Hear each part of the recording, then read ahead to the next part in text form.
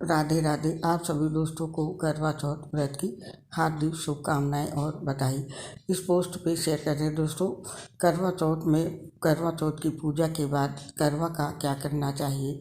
इस साल करवा चौथ का व्रत 1 नवंबर 2023 को मनाया जाएगा।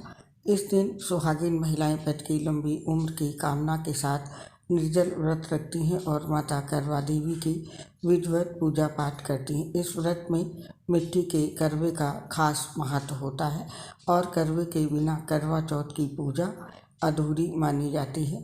लेकिन पूजा के बाद ज़्यादातर महिलाएं करवे को फेंक देती हैं, पर ऐसा नहीं करना चाहिए। आइए जानते हैं करवा चौथ की पूजा के बाद करवे का क्या करना चाहिए। धार्मिक मान्यताओं के अनुसार करवे में माता गौरी का वास होता है और इसीलिए इसे फेंकना नहीं चाहिए। ये माता का अपमान करने जैसा है। ऐसे में आप करवा चौथ की पूजा के बाद करवे को अच्छे से साफ करके रख दें, फिर आप इसे वापस से अगले करवा चौथ पर इस्तेमाल कर सकती हैं।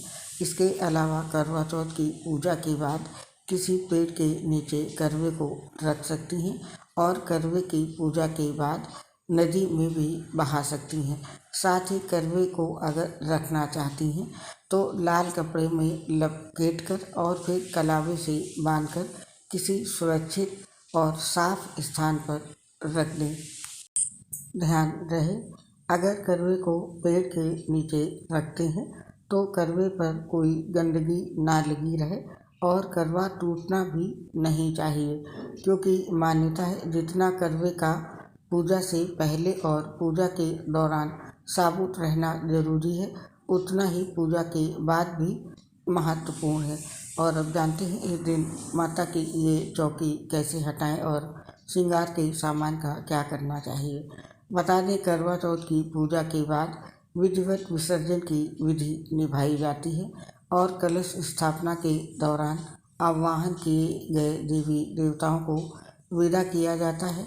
इसके बाद सुहाग के सामान को माता गौरी या करवा माता से हाथ जोड़कर मांगा जाता है और फिर हटा दिया जाता है। इसके बाद चौकी पर रखे करवों को घर में कहीं सुरक्षित रख सकती हैं या नहीं रखना चाहती हैं तो पेड़ के नीचे रख कर आ सकती हैं। फिर इसके बाद पूजा की चौकी को हटाएं और किसी शुद्ध स्थान पर रख दें। तो दोस्तों, आपने जाना करवा चौथ पूजा के बाद किस प्रकार बाद में विसर्जन करें और करवे का क्या करना चाहिए। आप इस पोस्ट से हमें आज्ञा दीजिए, स्वीकार कीजिए मेरा प्यार सही नमस्कार। दोस्तों, अगर आपको जानकारी पसंद आए तो लाइक कीजिएगा। हम दोस्तों एक गंभीर बीमारी से पीड़ित हैं, जिसकी वजह से पोस्ट बनाते समय बहुत दिक्कत होती है, आवाज़ साफ नहीं आती है।